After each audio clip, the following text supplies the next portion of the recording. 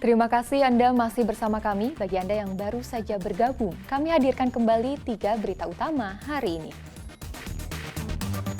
Diduga gara-gara kesal istrinya bermain media sosial, seorang suami di Pemalang tega membunuh istrinya hingga tewas.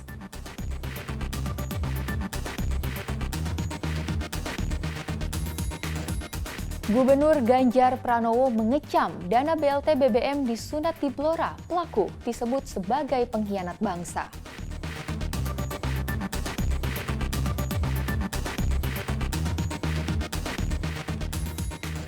Menyeruput secangkir kopi sambil menikmati matahari tenggelam di antara Gunung Merbabu dan Merapi serta menikmati pemandangan sawah yang luas.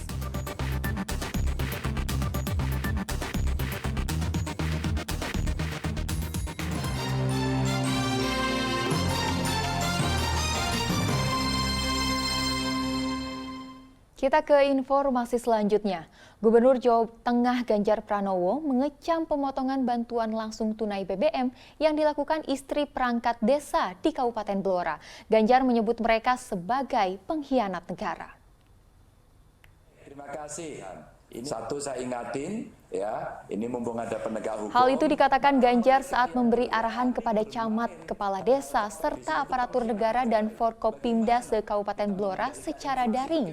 Pengarahan sengaja disampaikan setelah kasus pemotongan BLT BBM di Kabupaten Blora viral.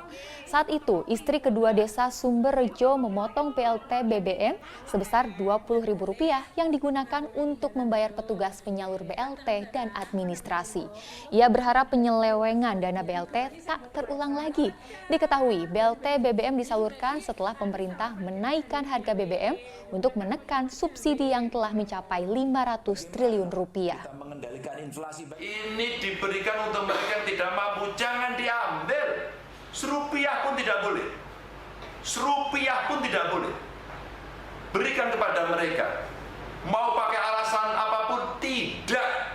Bahkan saya titip Bapak Ibu, kalau dia mau ngasih cashback, uang kembali, 1.000, 10.000, 50.000, tolak. Biarkan mereka yang berhak itu mendapatkan penuh. Dan itu mission accomplished. Artinya kita sebagai aparatur ditugaskan untuk itu bisa berjalan. Bukan menaikkan, mengurangi subsidi Bapak Ibu. Karena harga pasarnya itu sudah naik turun nggak karu-karuan. Maka mereka yang berani bermain hal-hal kotor di sini itu pengkhianat negara itu. Itu berkhianat pada negara. Maka saya terima kasih. Begitu viral nasional, saya ditanya orang se-Indonesia bertanya pada soal ini. Ada apa Pak Ganjar? Itu di Blora. Kok yo tegel-tegeli? Begitu bahasanya. Kan orang enak ini. Untung saya sudah komunikasi dengan Pak Bupati sama Bu Wakil. Ini gimana? Sudah Pak, polisi sudah gerak cepat Pak. Ini Pak, bahkan saya akhirnya tahu membaca semuanya. Makasih Pak Polisi. Bapak juga bekerja cepat sekali. Thank you. Ini Tingginya harga komoditas membuat daya beli masyarakat menurun. Di Kabupaten Klaten, sejumlah konsumen memilih berhemat saat belanja di pasar. Harga beras dan bumbu dapur naik di pasar tradisional Serago. Harga beras jenis premium naik menjadi Rp10.500 per kilogram. Lalu harga beras jenis medium menjadi Rp9.500 per kilogram. Begitu juga dengan harga garam yang naik menjadi Rp14.000 per pak. Lonjakan harga karena naiknya biaya distribusi pangan. Hal ini juga berdampak pada turunnya jumlah pembeli dari 100 orang menjadi 80 orang per hari. Para pembeli memutuskan mengurangi pembelian alias berhemat karena tingginya harga kebutuhan pokok. Naiknya harga BBM mendorong sejumlah nelayan di Kabupaten Tegal memilih bersandar. Tak sedikit dari mereka ingin menjual kapal karena terlilit utang. Sementara untuk memenuhi kebutuhan harian, ratusan sembako dibagikan saat para nelayan tengah melaut. Kapal nelayan yang bersandar jadi pemandangan umum di Pelabuhan TPI Munjung Agung, Kabupaten Tegal.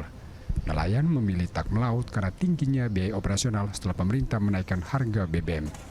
Ditambah lagi hasil tangkapan ikan yang tak seberapa dan harga ikan yang cenderung stabil. Banyak dari mereka yang terlilit utang sampai berniat menjual kapal. Mereka masih berharap harga BBM kembali turun. Ada yang mau menjual kapal? Ada. Alasannya apa itu mereka? Ya, karena ini sepi lah, karena BBM udah naik. Oh gitu. Terus untuk mensiasatinya bagaimana Mas biasanya sehari-hari? Ya serabutan lah. Kini banyak dari nelayan banting setir jadi pekerja serabutan untuk memenuhi kebutuhan hidup sehari-hari. Untuk meringankan beban para nelayan, Kepolisian Resor Tegal menyalurkan paket sembako. Bagian sembako tak hanya menyasar wilayah darat, tapi juga nelayan yang tengah melaut. Sembako berupa beras, mie instan, gula, teh ini diharapkan bisa memenuhi kebutuhan para nelayan. Nasi sembako, alhamdulillah. Sebelumnya udah pernah ada Pak kegiatan yang bagi belum pernah. Belum pernah. Pak, untuk saat ini gimana Pak setelah BBM naik? Naik BBM ya itu nelayan ada komplain kok nggak bisa turun, makanya ikannya dicari sulit. Bukan hanya nelayan yang sudah ada di darat, tapi juga nelayan yang saat ini sedang melaut. Sehingga sasaran kita salah satunya adalah nelayan yang sedang melaut di wilayah perairan Larangan, Kabupaten Tegal. Ada 200 paket sembako untuk para nelayan di laut. Bantuan sembako diharapkan bisa membantu nelayan di tengah turunnya daya beli akibat naiknya harga BBM. Kuncoro Wijayanto melaporkan dari Kabupaten Tegal. Siapa bilang hewan tak bisa tertawa? Di Kabupaten Banyumas terdapat komunitas ayam tertawa yang menarik perhatian. Di sana kita bisa terhibur dengan tawa dari ayam.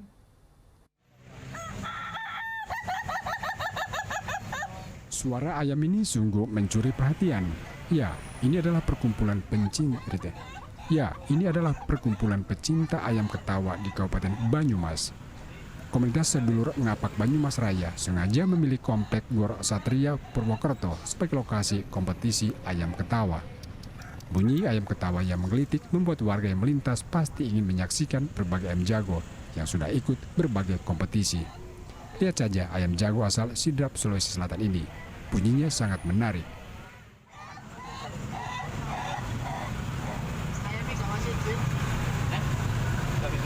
Pemilik ayam mengatakan sedari kecil ayamnya dilatih untuk ketawa. Bahkan pola makan dan perawatannya juga diatur. Satu ayam ketawa itu kan seni suara ya Pak ya. Jadi yang ditentukan oleh kualitas. Satu, mungkin yang keduanya itu adalah gen. Yang ketiga yang lebih berpengaruh lagi itu di perlombaan ya, seperti mereka juara kontes atau menang di sebuah kontes itu akan mengangkat sebuah harga ayam ketawa. Uniknya lagi, tawa ayam ternyata ada kategorinya. Mulai dari tawa dengan irama dangdut, disco hingga jazz. Nah, untuk harga jangan ditanya. Ayam yang dengan seni suara bagus ini bisa mencapai 25 juta rupiah. Tentu akan semakin mahal jika memiliki keunikan dalam irama tertawanya. Nanang Ananur melaporkan dari Kabupaten Banyumas. Bagi pecinta kopi, pastikan Anda tak melewatkan kopi yang satu ini. Di Desa Delingo, Kabupaten Boyolali, Anda bisa menikmati secangkir kopi dengan pemandangan sawah serta gunung yang memanjakan mata, terutama di kala senja. Inilah Alberto Dento Prastio, mahasiswa Universitas Atmajaya, Yogyakarta. Ia berjualan kopi di tengah hamparan persawahan yang luas di Desa Delingo, Kecamatan Mojosongo, Kabupaten Boyolali. Sejak Agustus lalu, mahasiswa tingkat akhir memilih berjualan kopi keliling saat sore hari.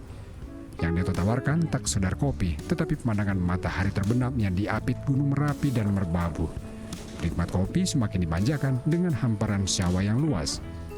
Sebelum memutuskan berjualan, Dento menyempatkan diri untuk melihat lokasi kopi di berbagai daerah dari Yogyakarta hingga Bali. Ia menyimpulkan jika orang akan ramai menikmati secangkir kopi, juga disuguhkan nuansa alam. Meski kedai kopi dadakan baru dibuka dari pukul 3 hingga 6, ia bisa menjual 50 hingga 70 gelas per hari. Kopi di luar sambil nikmatin alam gini, pesan setan. Sebenarnya udah lama Pak. Sejak kapan ini kalau di sini? Kalau yang di Delingo itu saya awal Agustus Pak, minggu pertama Agustus mulai di sini.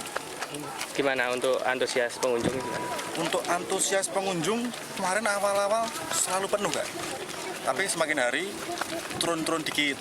Paling kuotanya turun 10K. Tapi masih normal Kak.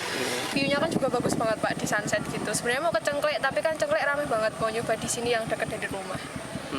Sudah sering Pak kesini? Baru kali ini Pak. Baru kali ini. Gimana? Sensasinya gimana? Seru sih Pak, kalau tadi kan datangnya habis asar jadi masih agak panas gitu. Semakin kesini makin seru aja, makin anyep gitu. Usaha kopi keliling Dento pun terkenal di kalangan anak muda karena banyak yang mengunggahnya di media sosial. Ditambah lagi kopi buatannya sangat ramah kantong, hanya Rp10.000 hingga Rp15.000 per gelasnya. Kapan lagi menikmati secangkir kopi hangat ditemani hangatnya matahari senja dengan indahnya pemandangan sawah dan gunung. Yulianto melaporkan dari Kabupaten Boyolali. Informasi tadi mengakhiri jumpa kita hari ini. Atas nama rekan yang bertugas, saya Tia Anissa mengucapkan terima kasih atas kebersamaan Anda. Selamat beraktivitas dan sampai jumpa.